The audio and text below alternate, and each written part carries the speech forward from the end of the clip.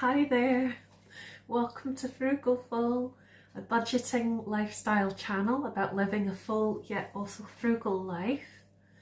And my name is Lara. Welcome and thanks for tuning in.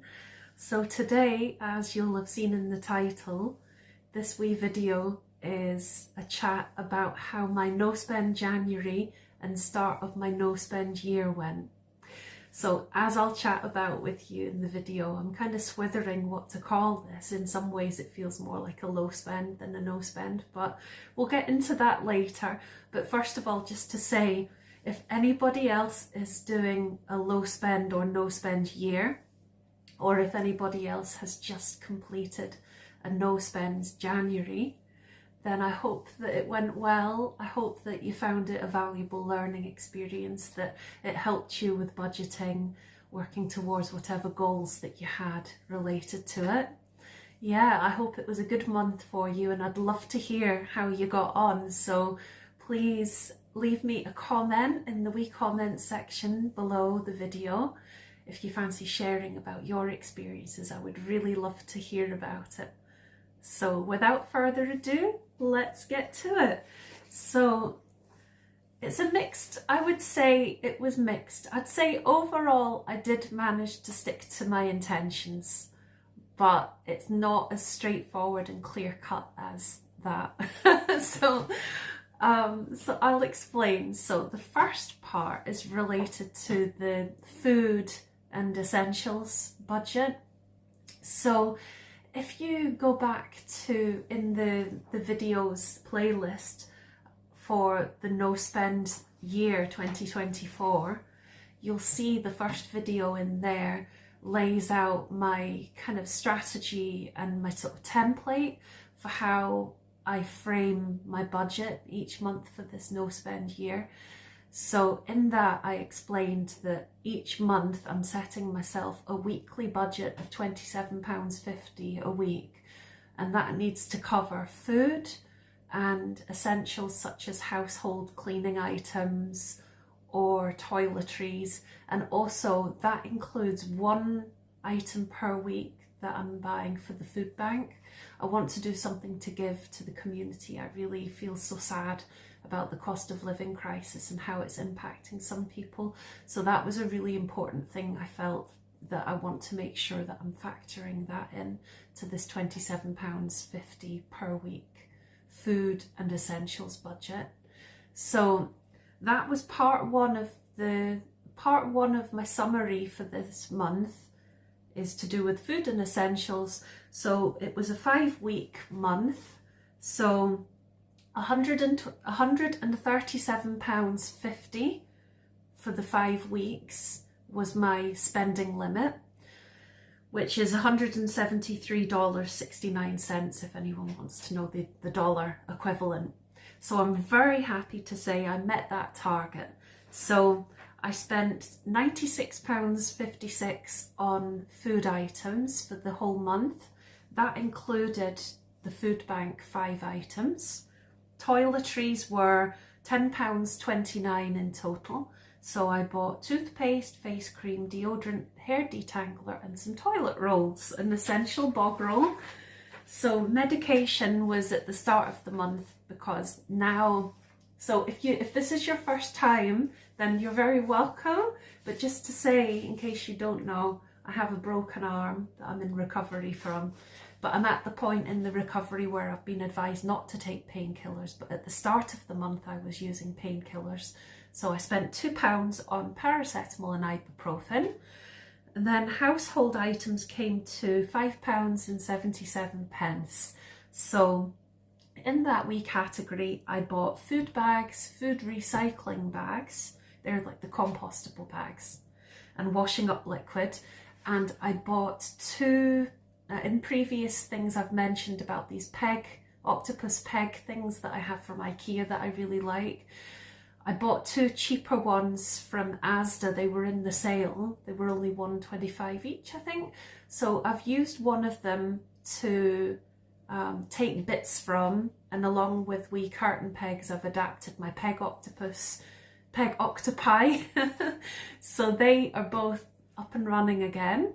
And then I also got one for the food bank. So that was one of my food bank items for the month. And then finally, notepad and batteries came to £8.49. I'm not very happy about this one because batteries, I did need a square battery, but the AA batteries, I didn't want to have to buy those because I bought, towards the end of last year, I bought rechargeables. I'm going to sneeze. Excuse me. Towards the end of last year, as I say, I bought rechargeable batteries and rechargeable battery pack. So that should be sufficing for my AA battery requirements. But some of the things I've been trying to use the AA batteries for, they were just going flat. So I don't know, I need to spend a bit of time investigating to see whether I just didn't charge them long enough or what it was. But I'm hoping not to need to spend money on AA batteries now because I've got the rechargeable ones. So, but at this point I had just broken my arm. I was in a lot of pain, so it just made life easier to go and buy them. But I'm hoping that's not going to be an expense that's required again. So, as I say, this part 1 target was met. Target was to spend no more than £137.50, as I say. My total cost for the month for food and essentials was £122.61. Hooray! That would be £154.93 if it was in dollars. So yeah, I come out at just under £15 below the target amount. So I'm very happy with that. Mission accomplished there.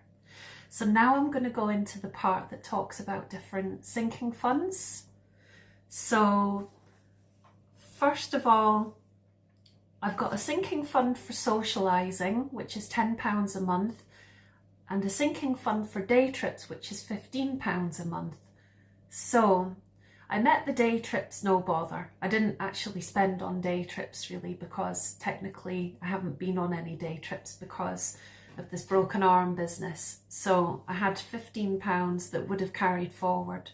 But what happened instead was I spent more than £10 on my social budget, and I had a little bit of spare money that had carried forward from last year in the social budget.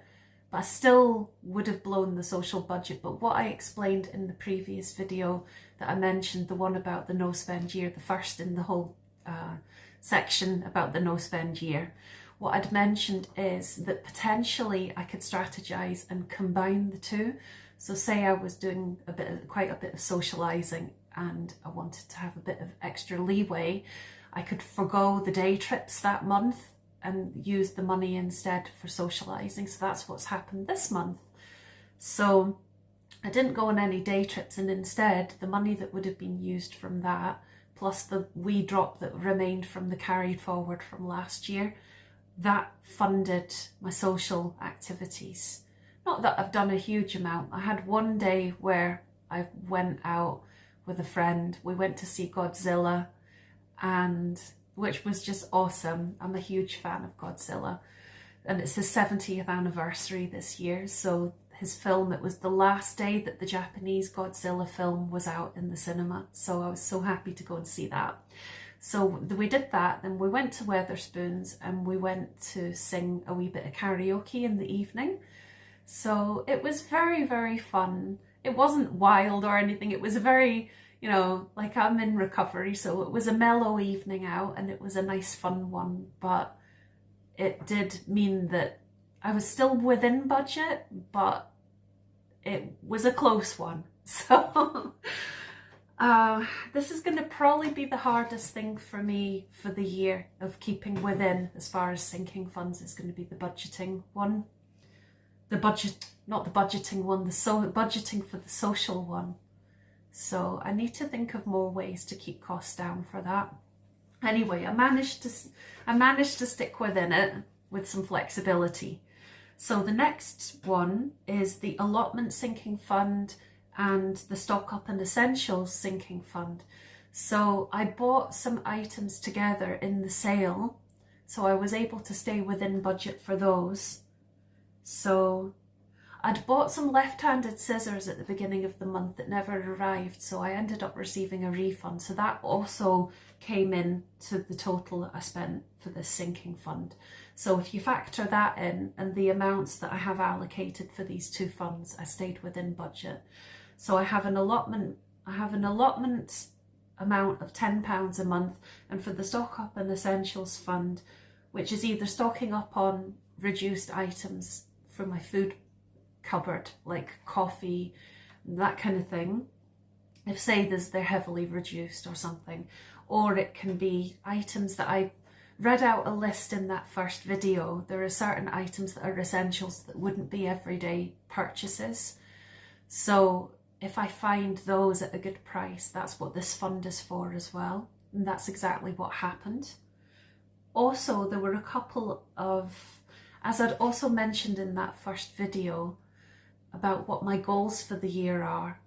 So there are two main goals for the year, but the biggest of the goals for the year is to do with getting the flat done. I'm trying to save up so I can get a bit more progress made in the flat as far as decorating's concerned. And as you can see, the kitchen is one of those rooms. So two of the things I managed to get within the allocated sinking funds are actually for future goals that I mentioned to do with the flat. So there was some storage for the kitchen, small shelf storage. Also, there were some stair carpet tiles. So these were a really amazing price, and I managed to get them when I was buying the other things. I got it all together in bulk and it was cheaper. So I was able to get them within this allocated sinking funds as well. There was the parasol bases that I needed for the allotment and the wee bit at the back of the garden. So also I bought the neck pillow that was on my list and the vegetable peeler, and when I first broke my arm I couldn't wear anything with sleeves, and I was able to buy this very cheaply. It's actually like a kind of waistcoat or wearable blanket, holes for sleeves, and it helps me stay warm without having to try and get an extra sleeve on and off, because I was in a big plaster cast at first and it was also really painful trying to get in and out of anything with a sleeve, as I say. So this helped keep me warmer and made life a lot easier. So that was an essential at that point. So yeah, mission accomplished for those sinking funds. And then also the sinking funds for Christmas and birthday gifts, I managed to stay within that. I bought party items and I bought some future gifts. I stayed within my budget for the sinking funds. I did have some money that was carried forward from last year's sinking fund balance that I used. I also made some purchases that were using my leftover birthday money from last year, and I saw what I would like for birthday and Christmas this year from my mum. So I've ordered those and then my mum reimbursed me. So technically she paid for them. I paid for them and then she refunded me for them. So that's Christmas and birthday covered for this year. And now any money I had from last year's gifts money is all gone. So that's it. So I stayed, long story short, I did stay within the limits of the rules I've set for myself, but there was some creative license and flexibility. So I definitely spent more in those sinking funds, in that sinking fund category than I normally would. But now there's no leeway in future months to do that again. So it was kind of strategic in that I managed to cover quite a bit of ground in what I was able to get with the funds I did have. So in the long run, it'll have saved money, but there'll be much stricter parameters for the future months now, which is fine. But this is part of the debate I've got about whether this is low or no spend as well. Then the next set of sinking funds, I didn't spend anything, so the full amounts are carried forward. Target is 100% met with the vets sinking fund, the small holiday fund, and the swimming fund. So that was all good. The category where I'm not very thrilled and I feel I didn't really meet my target, and I'm not too chuffed, but I want to just kind of lay it out there what happened, so you know. This is good because you guys can hold me accountable. Is the research and studies sinking fund. I did not meet my target, I exceeded my target. So I exceeded my target by £35. In the beginning, I bought a book which was £4 for, including postage, £1 for the book plus postage, plus the buyer protection fee on Vinted. So that was fine. But then I managed to buy in bulk again at reduced price. I had certain stationery that I was needing through the year, but rather than buying it, you know, drip buying it a bit at a time at a higher price through the year, I was able to buy it all in bulk in a big bundle. So I got paper, I got lots of different paper. There was printer paper, there were notepads, there were like memo pads and post-it notes, different kinds of pens, including some highlighter pens, Tipex, 2024 planner, diary and calendar, different glue that I needed, a calculator because my one's pretty much given up the ghost, a hole punch, and different document storage. So these were things that I knew I was going to need, and now in future months won't need to buy. But it means that I did go over by about £35, my budget for this month, which isn't great. But how I'm going to counteract that is, rather than have £10 a month sinking fund for this category in the future months, I will only have £5 for this category in February. So I'll recoup £5, and then I'll only have £6.50 in this category for the other 10 months. So I'll recoup the £3.50 for those 10 months, and that will redress my overspend for this month. So that will put me back on track with my targets and my goals. So it's not a disaster, but I did overspend. So, and then the final category in which I've spent that I wouldn't normally be spending is specifically related to one of the goals. So when I described in that first video, the first part of my goal for this year was to do with buying a computer and the related computer things that I needed. So I've managed, see, the thing is, this month there have been some good sales that there might not be later in the year. And I found a really great deal for the computer and the computer related items that I needed. So I decided to go for it. I was able to manage to do that, which was great. So that was one part of what my goal this year for the no spend is for. So I've managed to achieve that part of the goal ahead of time because it was such a great knockdown price. So I'm delighted with that.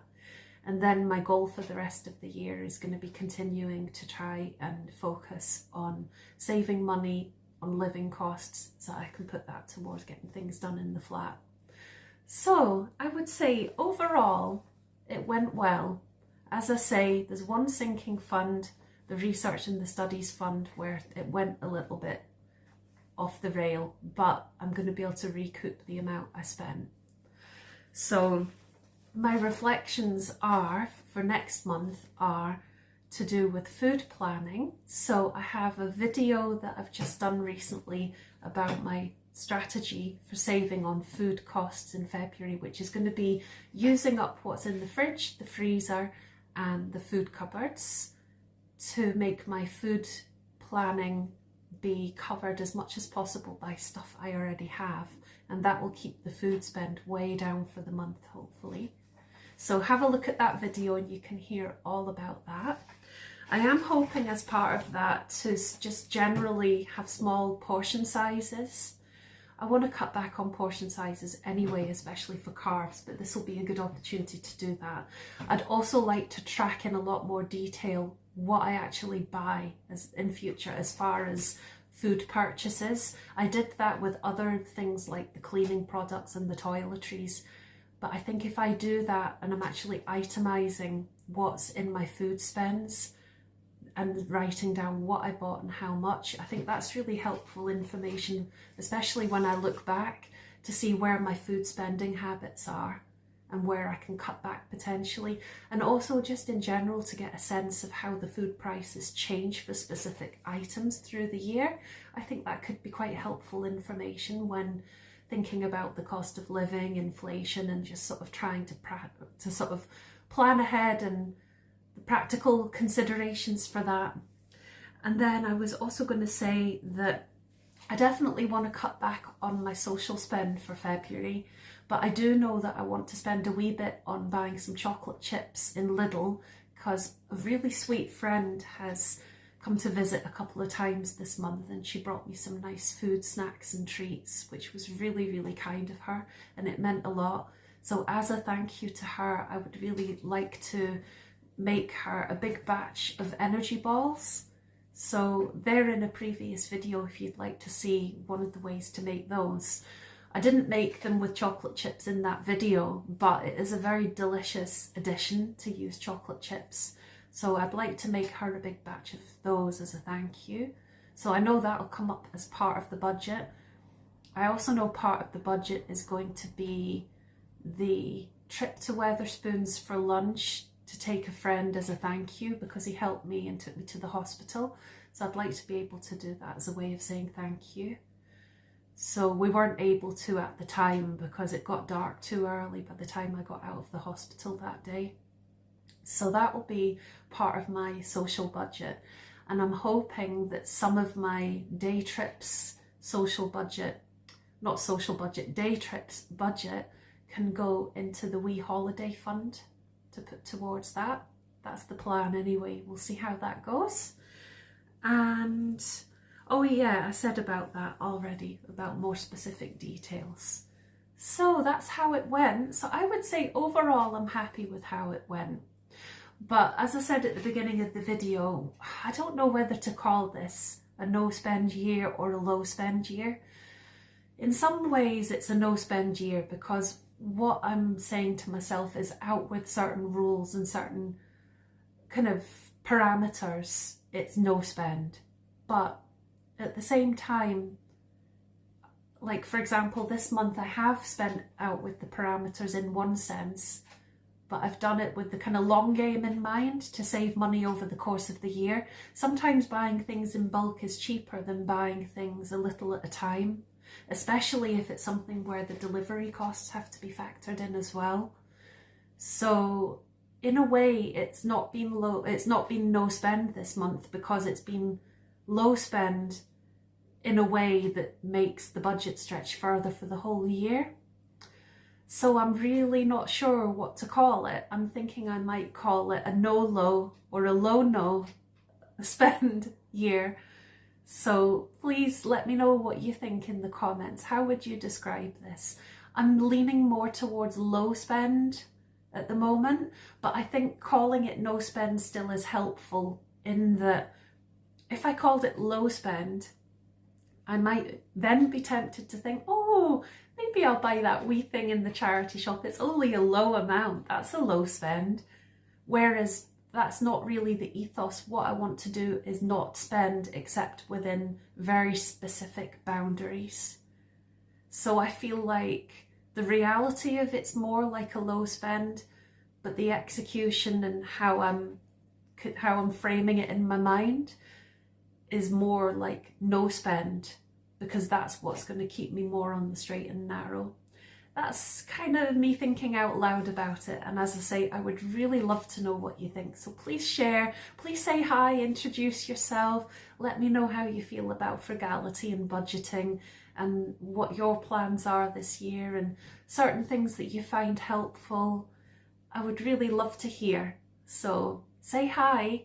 I would love to get to know the viewers and anyone who has viewed and watched and enjoyed the channel. Thank you so much, and I hope that you're getting a lot out of this and it's helpful and useful. If there are particular things that you would like me to share in future videos as well, let me know. Let's have a bit of chatter. And thanks again. Take care. And again, anybody that did no spend January, well done on your achievement. It's fantastic. And good for you. Take care. Bye for now.